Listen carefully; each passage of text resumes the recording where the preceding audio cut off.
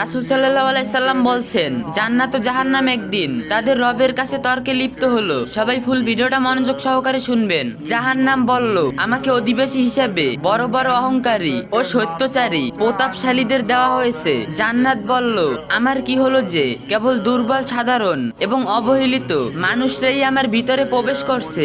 অন্য বর্ণনায় এসেছে, এবং সেই সব মানুষরা যাদের দুনিয়াবাসী গুরুত্বই দিত না। তাদের এই তর্ক বিতর্ক শুনে আল্লাহ তাআলা জান্নাতকে বললেন, তুমি হলো আমার রহমত, তোমার মাধ্যমে আমি আমার বান্দাদের মধ্যে যাকে ইচ্ছা অনুগ্রহণ করব। জাহান্নামকে বললেন, তুমি হলো আমার সেই আযাব, তোমার মাধ্যমে আমি আমার বান্দাদের মধ্যে যাকে ইচ্ছা শাস্তি দিব।